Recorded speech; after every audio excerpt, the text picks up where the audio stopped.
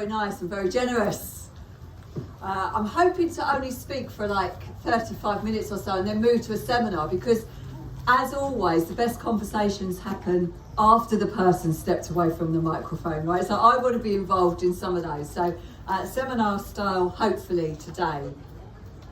Everyone here okay? Yeah. Pardon?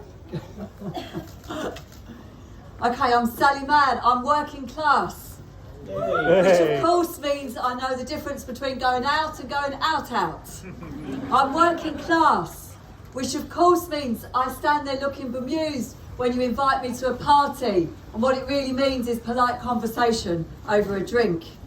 I'm working class. If you tell me to bring food, I'm going to buy half a cow, cook all day, chuck it in a cooler, turn up, and stand there looking at your mean little dish of olives and thinking, I called that one wrong. I'm working class. Of course, I'm incapable of conceptual thought. I'm working class. Of course, I can't delay gratification.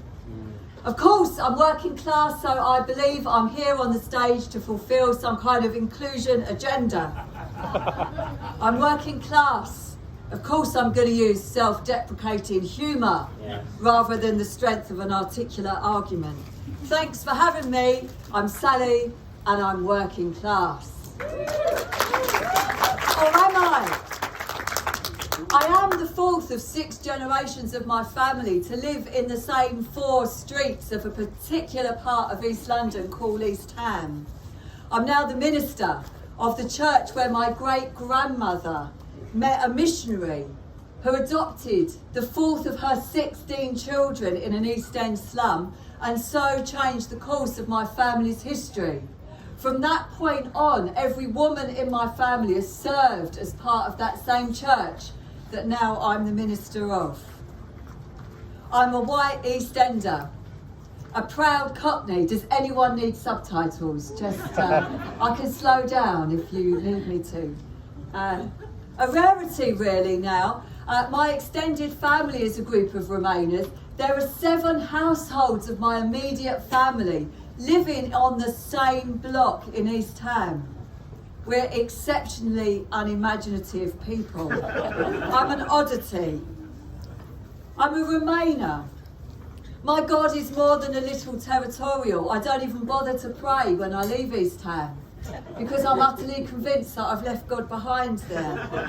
I'm a kind of manifestation of what Ched Myers said at Greenbelt when I was here last many years ago. Hope is where your arse is. Anybody hear him say that? Well, my arse is in East Ham, as is my heart, as is a ridiculous amount of my soul. I'm head over heels in love with my community. I love the people. I love the physical land. I'm a missional specimen, a long-term Remainer. Just chatting with you. Somebody told me 30 odd years in their own community. You're kind of new. I've been in mine for 54. David Benjamin Blower from Nomad visited me to interview me in our community, and he left saying, Sally, your family are like the benevolent mafia. And I just thought, yeah, I want that on my CV. Because yes, it's true, my mum is the Queen of East Ham. I'm introduced as Ellen's daughter, and that's the highest praise I'll ever get in my community. I'm working class. Is class an identity? Is it my identity? Did I trade it in when I got my PhD in philosophy? Is it a concept? I measured you against that one about working class not doing conceptual thought. You all laughed. I hope it was ironic. If you want to test me about working class people not being able to delay gratification, come on, bring me a donut. We'll test it out here and now. We'll see how long I last. I certainly felt working class when, as part of my postgrad study, I was actually paid for by an Oxford college. That was a turn up for the books, wasn't it? And I had to go and give a seminar, a paper, to this Oxford college. And just like all working class people, I kind of hate the meet and greet bit where I don't know anybody. So I got there early, big mistake. Stood in the doorway, you know, trying to catch some friendly eye. I was the only woman in the room. I was certainly the only working class woman in the room. And one person came up, and actually sometimes they're on kind of speaking platforms, but they're not here this week, and walked up to me and said, "Oh, excuse me, can you tell me where the bathroom is?" The assumption being, if you're working class and a woman, you're there as some kind of hired help. But what really upset me was I was more embarrassed when I got up to give my paper on Rana's philosophy of language and tried not to catch the man's eye. I certainly felt working class at Oxford. Is class an experience of marginalisation? Well, I'm a sociologist by trade now. Is it a trade? We'll have to ask Luke Lana. I know he's like the only working class Christian in the Anglican Church, isn't it? I've never been a bricklayer, but I am a sociologist. So I'm very aware that in sociology, class is all about performativity now. It's about consumption, it's about habitus, it's a language code, it's knowing how to dress when you go out. It's the ironic Greg's t-shirt bought from Primark. It's the Mockney accent that you put on at St Martin's when you're studying fine art. But Pulp got there before me. Do you know the lyrics? Oh, rent a flat above a shop, cut your hair and get a job, smoke some fags and play some pool, pretend you never went to school. But you'll never get it right, because when you're laid at bed at night, watching roaches climb the wall, if you called your dad, he could stop it all. There you go, some of you know it, common people. Class, it's identity, it's exclusion, it's prejudice, it's labelling, nostalgia, consumption, all of those things, but not principally those things. Class is a justice issue. Recently I've been schooled by a gorgeously angry Welsh sociologist called Guy Standing on class, and by the particular geography of northern Palestine, and that's what I want to share with you this morning. Back in 2011, Guy Standing introduced me to a word which just was so right. The absolute rightness and relevance of it has helped me kind of navigate what it means to be working class in post-industrial, high consumption, high capitalist Britain today. And the word is precariat. I feel like I'm taking you into my first year sociology lecture here. Precariat. Guy Standing coined the term back in 2011, and he said the precariat have replaced the working class. Today's workers have got worse labour conditions than the post-war working class generation. They're the precarious proletariat, the precariat. 18% of the British population, about 20 million people, are in the new working class, the precariat class, where high levels of insecurity define their lives, low economic, cultural and social capital, careerless jobs, no status. Many of them work in the gig economy. The person delivering your Uber Eats is precariat. But the professional classes are becoming members of the precariat. The agency worker who's looking after your kids, the person in charge of prisons, the person giving a lecture who's a visiting lecturer contract.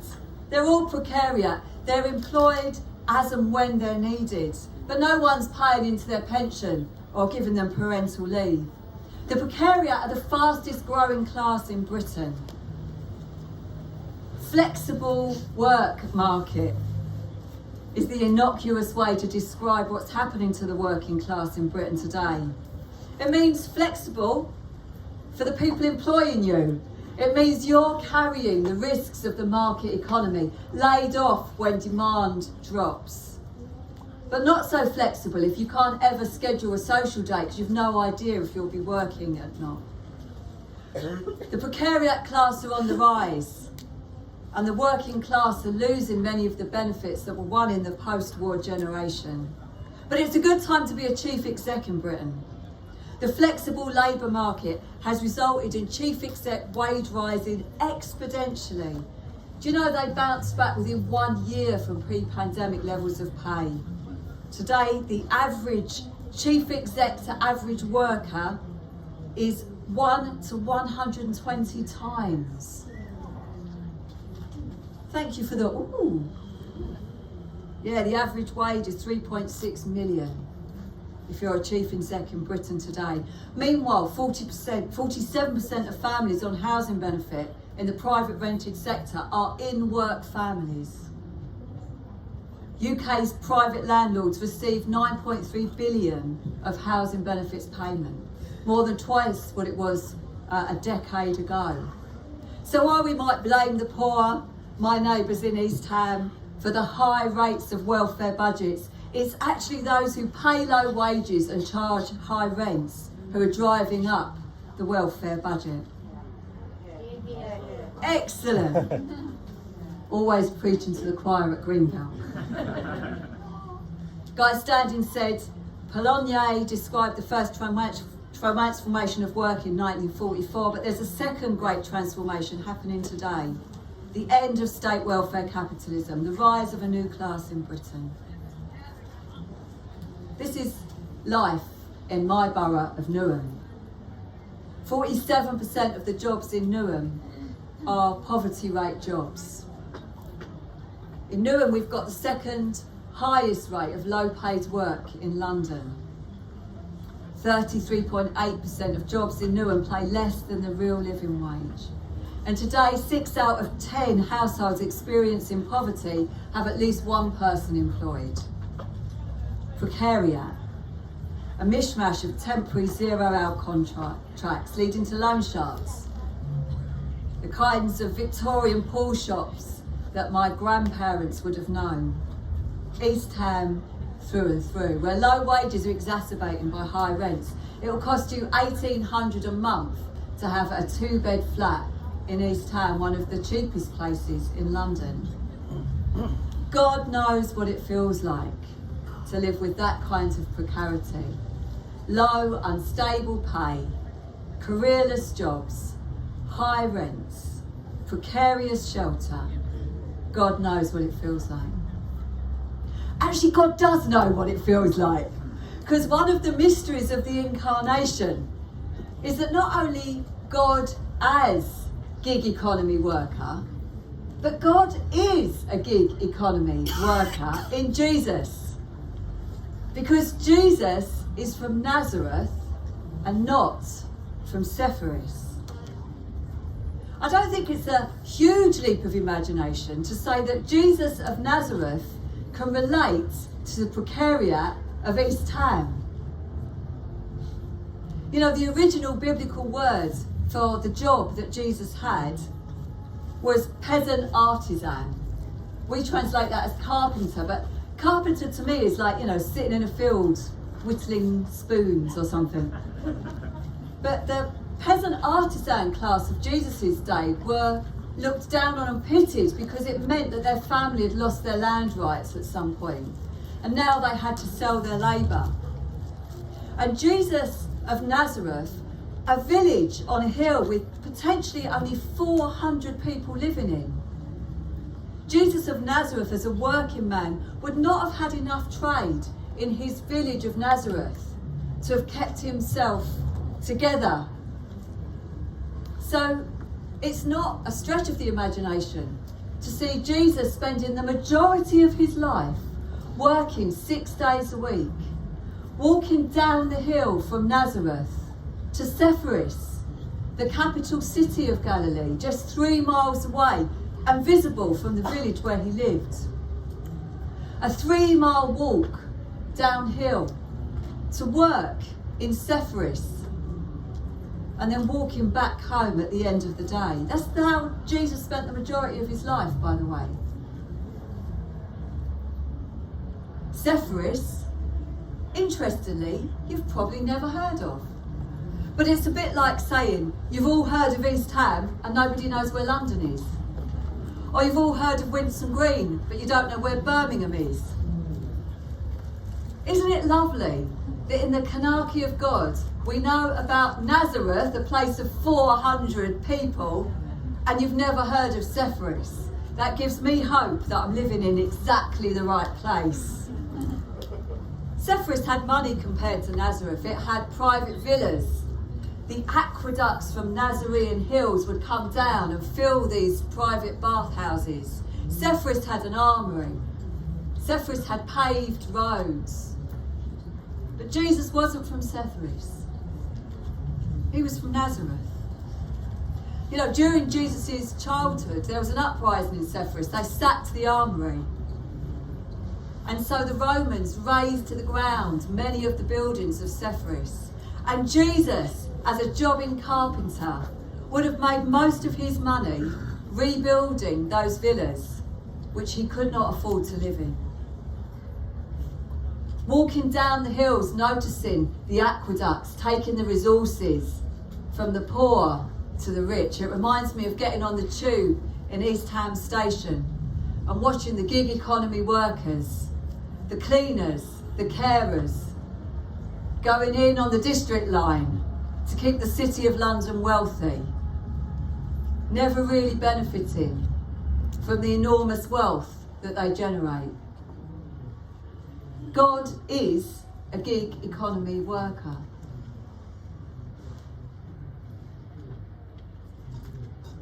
God knows about class inequality. Jesus lived it. In Jesus' day, the mass oppression of workers was compounded, of course, by the empire and by religious authorities that put heavy yokes on the backs of ordinary people. Not much has changed, right? And class inequality in Jesus' day fomented social unrest. And it still does today. Guy Standing's book, Precariat, is entitled The Dangerous New Class. I feel like I'm doing like a kind of, you're going to go out and buy the Precariat book, aren't you now? Yeah, you can get the YouTube lectures online for free, by the way. And Guy Standing predicted 3 things with the rise of the Precariat. And they're called dangerous because precarity is not just dangerous to an individual's life. It's enormously dangerous to social fabric. Standing predicted in 2011 the rise of populist far-right politics in Britain because of the change in labour contracts. And he's right. We're seeing it. We're living through it. He also predicted the rise of social unrest, of riots and disorder. The third prediction is the more hopeful one. He said precarity in Britain will give rise to new grassroots organisations for social change. And I wonder if those of us in faith communities are actually part of enfleshing the hope for new organisations for Jesus and justice. We should, shouldn't we? Because the gospel includes, or perhaps even focuses, on economic redistribution as part of salvation. I mean, when Jesus got up and shared his manifesto at his first and not so successful appearance at a Nazareth synagogue, he riffed off of Isaiah's vision and said he was there to announce a year of Jubilee. Well, Jubilee means land rights are restored. Jubilee means debts are cancelled. That's a very political statement to make.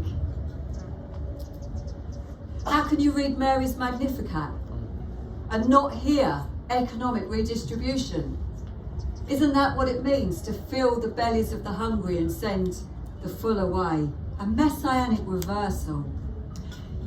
Yeah, the canarchy of God, the rule of God's love. We don't like the word kingdom. We're not that Anglican, are we? We're Baptists. The canarchy of God promises a different economy. Because class inequality is a justice issue. But is it a Jesus and justice issue? I'm here on behalf of Red Letter Christians today. We just curated a book of 25 stories of radical discipleship in communities across Britain. Fantastic book and encouraging stories. And one of the chapters was called Can We Tax Our Way to Justice? Written by a friend and colleague, Simon Jones. And yes, and amen, we can. You see, back in the late 60s, the inequality index between Sweden and Britain was the same, the Gini coefficient.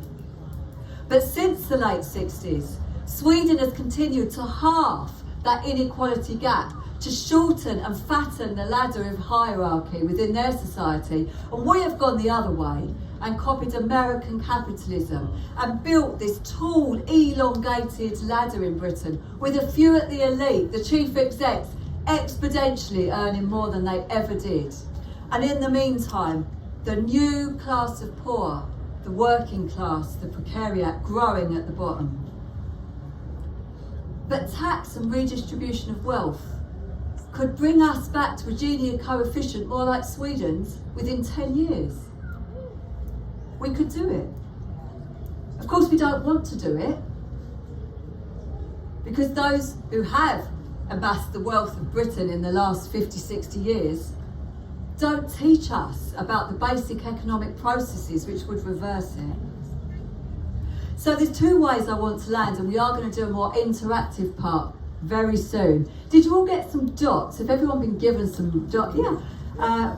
Johnny, you got any more dots? Loads here, yeah. Loads more. If you put your hand up, Johnny can bring you some dots so you can take part in a minute. I want to land it in two ways. The first way is, what can faith communities do to express Jesus and justice in terms of economic inequality, following Jesus of Nazareth, the God who is gig economy worker. So I've only ever been to one church in my whole life. The church where my great-grandmother was, the church where my grandmother was, where the Queen of East Ham, Ellen, is, the church where my kids are part of a church plant and even my grandkids come. So I can only speak about what we've been doing in our church community. It's called Bonnie Downs. It is actually the promised land. Bonnie Downs.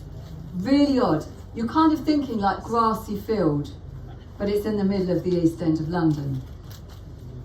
Well, 25 years ago, we planted a charity from our church called Bonnie Downs Community Association. We've put up a few little kind of posters so you can keep in touch with us and follow us if you want.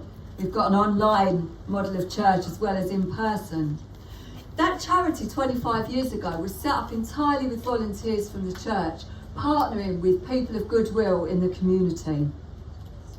Today, BDCA, our charity, employs 100 local people, and they're all paid the living wage. It's possible, with a church of few resources in a place of great need, to manifest the Kanaki of God. Another way we try to do this is within our own church, which sits alongside and part of the charity. We model non-hierarchical leadership. So in Bonnie Downs, I'm one of 5 ministers. We all share one wage. We're all co-vocational, which means, unlike your minister, we've all got proper jobs.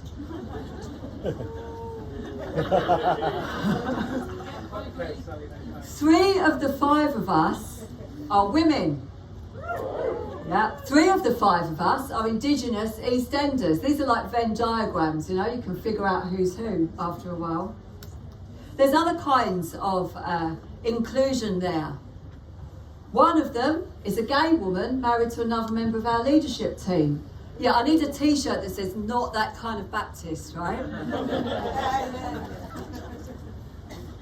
And we model this not just for the pragmatic reason that our church needs far more than the leadership skills and giftings of any one person, but because we believe that it better reflects that we need to use what's strong in communities to fix what's wrong, and not constantly hear that Custom House, Governor B, bless him, I love him, but if you'd have heard him speak about Custom House, you'd have never even gone through it, let alone raise your 3 kids there, as we did and our grandchildren. It's a brilliant place, with so much that's strong in terms of community and resourcefulness. So our charity employs locally, models the living wage. Our church flattens hierarchies of power, distributes leadership, and now we're getting to the exciting bit. We're going to rebuild our church site. Now, it's not exactly a heritage building. The original building is a 1930s asbestos hut, so nobody's going to be too worried when we take it down. But we're not going to rebuild it primarily as a worship sanctuary. We're going to rebuild it as a co-living experiment. The ground floor of our building will be home for our day centre for homeless people, which currently works out of a pavilion. And then there are going to be 8 little flats for people who've experienced homelessness and trauma.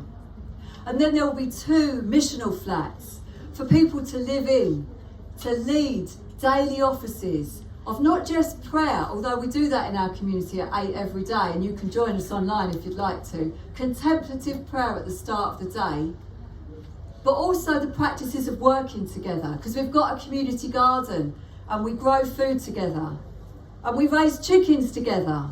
We had 8, we killed the lot. So hopefully we're going to be better at human flourishing than chicken flourishing. But we want to model a way of life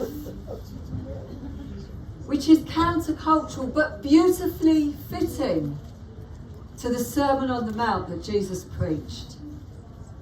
I've got a story to tell you. We've taken a while to get planning permission for our church rebuild. It's going to be called Bonnie Downs Abbey. Yeah, we love the idea of using lots of sacred spaces and shared life. And so it will have like a shared life for the people living in, the 10 households, but it will also be a kind of community, living room for the whole of our scattered community at East Ham. And anyone that needs a meal, because there'll be a community meal every single day. So there's been this kind of gap between our original financial model and actually getting planning permission. And we sat down with the team. We're working with J49, brilliant Christian partnerships in rebuilding. And when we looked at it, we realised that even with our grant applications being successful, we were £500,000 short of actually being able to do it. So we're resourceful people. We said, you know what we need? We need a super donor. We need somebody to give us, without strings attached, £500,000. And then we can have these 2 flats that we don't have to raise rent from, for people living in, being willing to kind of, facilitate spiritual community. A super donor is what we need. So we went to bed. I got up in the morning, and my husband of 36 years, I always introduce us as being happily married for 30 years. My husband of 36 years bought me a cup of tea, which is not uncommon, but then said to me something incredibly uncommon. Sally, I've found the super donor. And I just thought, amen, brother. He's so good at networking, Dave. He knows everybody.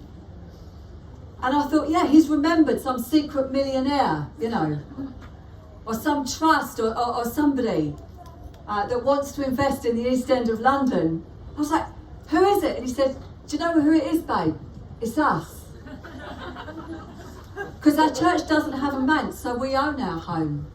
Bang opposite where we're going to rebuild the urban abbey. And he said, you know what, let's sell up. Let's give the lot and let's move in. 36 years ago, someone should have told me who I was marrying. I mean, I knew when I met him that the way he lived meant I would never be financially wealthy. I just knew that by the car he was driving. And he's consistently given away our money, so much so I have to hide it from him. But the good news was, I met a disciple of Jesus who, when he read the Sermon on the Mount, said, what if Jesus meant it? What if Jesus meant what he said in the Sermon on the Mount? What would the church community look like if we didn't really go too far past the Sermon on the Mount? I mean, can you imagine following Jesus for 3 years, hearing the Sermon on the Mount and thinking, do you know what our big issue is in the church today? The gender of people who get married. Like, let's inspect genitals. That's the really Christian thing to do. Come on. So I probably should have had a health warning when, as a child bride, I married Dave 36 years ago. But red letter Christianity is about attempts to live out the Sermon on the Mount. So Dave said, Jesus almost said, Dave said, now he knows that that's not Freudian. Dave said, baby sus, we are the mega donors. Let's sell it. Oh, we are. We're doing it. So in December, our building's coming down, and in 14 months' time, we'll be fully invested in the dream that God has given us at Bonnie Downs. Our community also tries to address structural inequalities with food clubs and debt advice. We've got a massive project for people who have no recourse to public funds. We run an enormous day centre for people experiencing homelessness, and a social enterprise in gardening, which is Johnny sitting down the front here, so that people can work through trauma by growing food together. Don't really let Johnny cook, but the food growing is great. And in my community, we really do know how to party. We have the best parties. And we really dance, and we dress up to go out, and we all bring enormous amounts of food, because there's nowhere like the East End of London for the Kanaki of God. So if our story is kind of like a mustard seed of yours, or maybe yours already there and you're in front of us, please do stay in touch. We'd love you to come and visit. We'd love you to hang out with us. We've got some posters up to tell you how to keep in touch. So I do believe that the local, the congregational, can be a massive part of manifesting Jesus and justice. There's 25 further stories of radical discipleship in the book, Jesus and Justice. The Abbey story didn't even make it in. That's how good the book is. But there's also a role to play for political organisation. I can't read Mark's Gospel and not hear a kind of political alternative to empire. And a key role of Red Letter Christians is to amplify the voices of organisations that are really doing this. And so I thought what we could do really now is look at some policy change that would actually address the structural inequality faced by the working people in Britain, would successfully redistribute income. And so the majority of them are from tax justice. And I've got a kind of little seminar table over there. And I wondered if, as part of our response in the time that we've got left, you might want to go ahead and have a look at some of the policy changes that could work. And you've got 10 dots, because this is how we make decisions in my community. At our members' meetings, you get 10 dots at the start. And to make a decision, we put out some options, and then you vote with your 10 dots. You can put all 10 dots on one proposal because you believe that's the key thing to be doing. Or you can split your dots up among the 7 or 8 proposals. But there's also some blank paper there as well, because perhaps the wisdom for how to end the structural inequality in our society lies with you. And so you could write up some suggestions. And then me as a sociologist, I'm going to take this poll and publish it on Red Letter Christian's website so that we can see what the great wisdom of Greenbelt is to deal with precarity of the working class in Britain today. So I'd love you to stay in touch. I'd love to hear the stories from your communities about how Jesus and justice is looking where you live. Thank you very much for sharing this time in this tent with me today.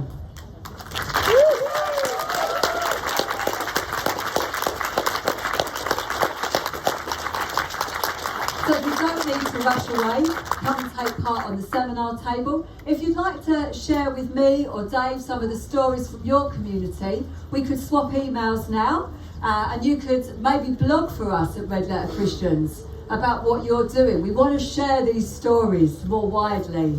We want to shift the conversation in the British Church towards Jesus and justice.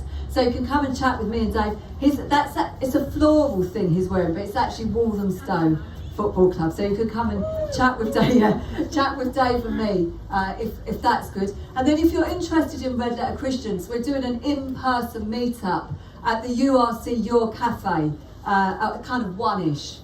So come across and meet us there. But we really would genuinely like to hear your stories too. So I've intentionally ended early so we can do some seminar activities, and so we can meet and chat. Thank you, Greenbelt. Thank you very much.